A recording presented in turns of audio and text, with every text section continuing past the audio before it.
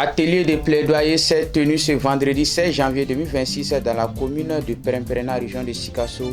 L'initiative est de la convergence des femmes rurales pour la souveraineté alimentaire COFERSA. Les détails à suivre au cours de cette édition.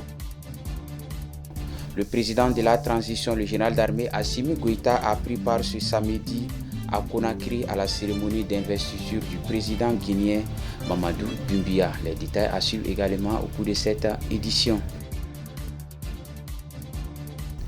C'était là les titres. Bonjour, bonsoir mesdames et messieurs, selon l'endroit où vous êtes, content pour moi de vous retrouver. Bienvenue à cette session d'information. Nous sommes lundi 19 janvier 2026. Comme annoncé dans les sommaires, un atelier de plaidoyer s'est tenu ce vendredi 16 janvier 2026 dans la commune rurale de Peremperena, dans la région de Sikasso. L'initiative est de la convergence des femmes rurales pour la souveraineté alimentaire COFERSA. La cérémonie a réuni les femmes de la commune, les chefs de village ainsi que les élus locaux. Objectif, créer un cadre d'échange et de dialogue autour de l'accès des femmes aux terres de production et leur implication dans les instances de prise de décision. Suivons le reportage pour plus de détails. Accès des femmes aux terres de production et leur implication dans les prises de décision locales était au centre de cet atelier de plaidoyer organisé ce vendredi 16 janvier par le COFERSA dans la commune rurale de Peremperena dans la région de Sikasso. Et réunissant les femmes, les chefs de village, les maires de la commune, cette rencontre visait à créer un cadre d'échange et de dialogue entre différents acteurs locaux afin de favoriser la participation effective des femmes au développement local, notamment dans l'agriculture. Nous avons constaté il y a quelque temps beaucoup de difficultés sur la mise en œuvre de ces activités-là avec les femmes. Donc on a constaté aussi qu'on avait sérieusement des problèmes avec l'accès des femmes à la terre.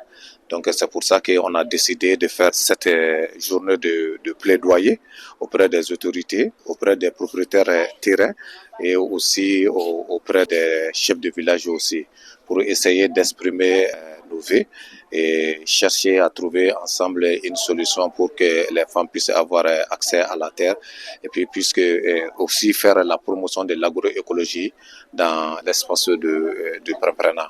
Les femmes jouent un rôle majeur dans le développement, mais restent confrontées à de nombreuses difficultés, occasion pour elles d'exprimer leur besoin d'accéder à des terres cultivables et d'être associées à des prises de décision.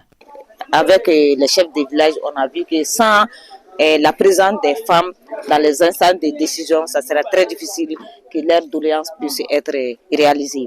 Et je pense avec ça aussi, ils nous ont promis dans les jours à venir comment est-ce qu'ils vont intégrer les femmes.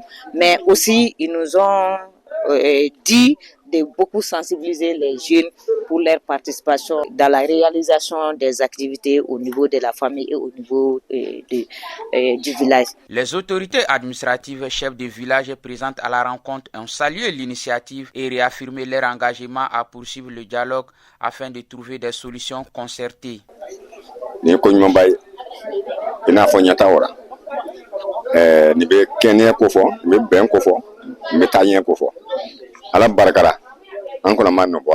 À travers cette initiative, COFERSA réaffirme sa volonté d'accompagner les collectivités territoriales et les autorités coutumières dans la promotion de l'accès des femmes à la terre et leur participation effective au processus de gouvernance locale en vue d'un développement durable. De Sikasso, nous partons à Bamako. Le Premier ministre, le général de division Abdoulaye Maïga, a reçu la visite d'au revoir du représentant résident de l'UNICEF au Mali en fin de mission. Les échanges ont essentiellement porté sur le bilan de coopération, notamment le programme commun Amis des enfants, et sur le renforcement des actions de l'UNICEF avec l'ouverture du bureau à Kidal et Ménaka. Amara Traoré nous en dit plus. Cette rencontre a permis à M. Pierre Ngomé de dresser le bilan de 3 ans de collaboration fructueuse avec les autorités maliennes, notamment à travers la mise en œuvre du programme Commune Amis des enfants, dont les résultats positifs ont été rendus possibles grâce à l'engagement du gouvernement. En retour, le Premier ministre a salué le professionnalisme de la vision du président résident, tout en le félicitant pour l'ouverture des bureaux de l'UNICEF à Kidal et Ménaka. Une avancée majeure pour le renforcement des actions de développement communautaire dans ces régions. Au terme des échanges, le chef du gouvernement a invité l'UNICEF à s'inscrire dans les dynamiques confédérales en cours afin de favoriser la mutualisation des ressources dans le contexte international marqué par de nombreux défis. Comme annoncé dans le sommet, le président de la transition, le général d'armée Assimi Goïta, a pris part ce samedi 17 janvier 2026 à Conakry à la cérémonie d'investiture du président guinéen Mamadou Doumbia. Cette cérémonie marquant l'entrée en fonction du premier président de la 5e République de Guinée a réuni plusieurs chefs d'État africains et a été l'occasion de réaffirmer les liens historiques et fraternels entre le Mali et la Guinée. Omar Traoré nous en dit plus. Le président de la transition du Mali, son Excellence le général d'armée Assimi Goïta, a pris part ce samedi 17 janvier 2026 à la cérémonie d'investiture du président guinéen, son Excellence Mamadou Doumbia, au stade Lassana Conté de Conakry. Cette cérémonie solennelle marquant l'entrée en fonction du premier président de la 5e République de Guinée a réuni plusieurs chefs d'État et hautes personnalités africaines, témoignant de l'importance de l'événement sur le plan continental. À l'issue de la cérémonie, le président Assimi Goïta a salué l'élection de son homologue guinéen et rappelé le lien historique, culturel et géographique qui unissent la Guinée et le Mali.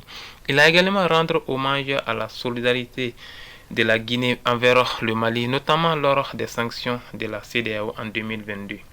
Le chef de l'État malien a par ailleurs exprimé sa reconnaissance à la communauté malienne vivant en Guinée, qui la félicite pour son sens de responsabilité et les relations fraternelles entretenues avec le peuple guinéen. Il les a invités à soutenir la vision Mali Kouranyetara Saraka Ben Samba Fla Ani Biorani Sawama, axée sur la souveraineté, le développement durable et l'épanouissement des populations. Le président Assimi Goïta quitte Conakry en début de soirée pour regagner Bamako, concluant ainsi une visite d'amitié et de travail en République de Guinée. Toujours avec les actualités, célébration mercredi 14 janvier 2026 de la Journée nationale de la souveraineté retrouvée, marquant les 4 ans de cet événement historique pour le Mali. Sikasso n'est pas resté en marge de cette journée.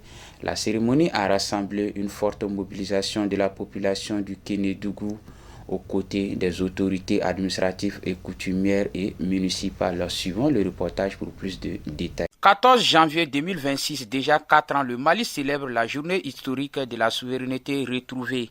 Après des sanctions imposées au Mali par l'organisation ouest-africaine CEDEAO et l'UEMOA au Mali en 2022, le peuple se mobilise pour dénoncer cet acte. Montée des couleurs, une nationale, le ton est ainsi donné à Sikasso.